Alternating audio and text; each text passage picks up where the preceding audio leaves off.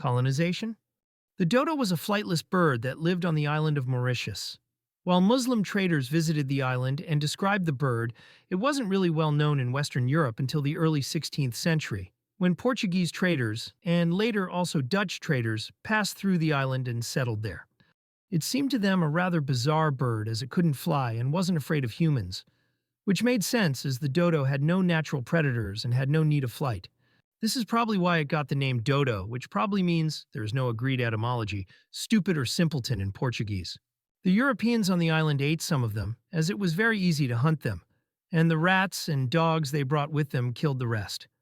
By the end of the 17th century, the dodo and other similar flightless birds from Mauritius and the islands around it was gone. Misrepresentation.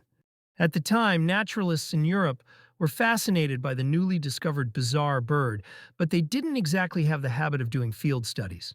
For example, the Dutch naturalist Carolus Clausius, one of the most important naturalists of the late 16th and early 17th centuries, based his account of the dodo on its leg. While there are claims that a live dodo did reach Europe, the most influential accounts from that era are the paintings by Roland Savory, which show a very fat bird. This has remained the most common yet inaccurate image of the dodo to this day. Denial. After its extinction, the dodo kind of became a myth for a while, and by the 19th century, naturalists weren't sure it even existed. That makes sense, as extinction wasn't a concept that seemed possible. One reason for that was that it was actually very hard to prove a kind of animal was really gone. How could anyone know there weren't more dodos hiding on a nearby, unexplored island? In the European view, so much of the world was unexplored that there was just no way to know. The other reason is theological, as the world was supposed to be God's perfect creation, and humans weren't able to harm it. For many European naturalists, of about 1550 to 1650, the dodo was a very inferior being in the order of creation and distant from God. Rediscovery. All this changed during the 19th century. For reasons I will not get into, the possibility of animals going extinct for natural reasons became a consensus among naturalists in the first half of the 19th century. This arouses interest in extinct animals, such as the great auk, which goes extinct right at that time and whose extinction is very well documented, and the dodo. At the time, two naturalists, Hugh Strickland and Alexander Melville, decided to research the dodo. They rummage through museum collections in England and find different dodo bones while getting more of them from Mauritius. In 1848, they published the book The Dodo and Its Kindred, in which they wrote, "So rapid and so complete was their extinction that the vague descriptions given of them by early navigators were long regarded as fabulous or exaggerated. And these birds, almost contemporaries of our great-grandfathers, became associated with the griffin and the phoenix of mythological antiquity. The aim of the present work is to vindicate the honesty of the rude voyagers of the 17th century." Iconization? So as you can see, up to this point, the dodo was famous because it was bizarre and considered a myth. Strickland and Melville's book was very influential and supplied one of the first accepted cases of man-made animal extinction. This led to the rise of the phrase, "gone like the dodo," which you can find in contemporary writings.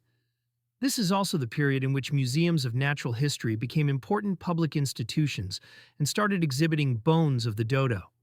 All this had led to the most influential thing that made the dodo famous.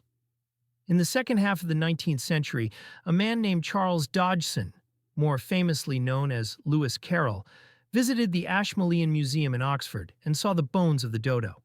He was so fascinated by the bizarre bird that he included it in his book, Alice's Adventures in Wonderland, and made it extremely famous.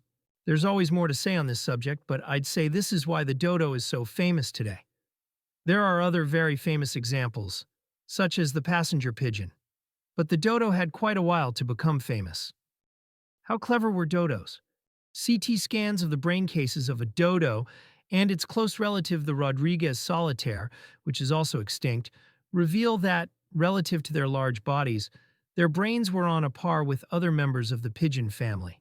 I would imagine that their extinction had more to do with them being 3-foot, flightless birds, trapped on a small island hunted by hungry sailors, than any measure of intelligence or learning, said Eugenia Gold of the American Museum of Natural History, who led the study.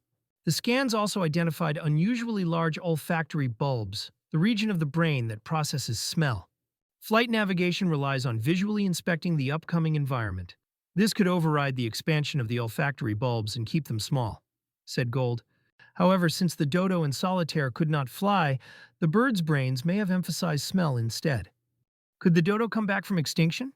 Ambitious plans to bring back the dodo were announced in January 2023, following the news that scientists at the Genomics Institute at the University of California, Santa Cruz had sequenced the dodo's genome from a DNA sample taken from a museum specimen. Now, Colossal Biosciences, the US-based biotechnology and genetic engineering company attempting to resurrect the dodo, has partnered with the Mauritian Wildlife Foundation (MWF) to restore habitat that will be necessary for its eventual reintroduction.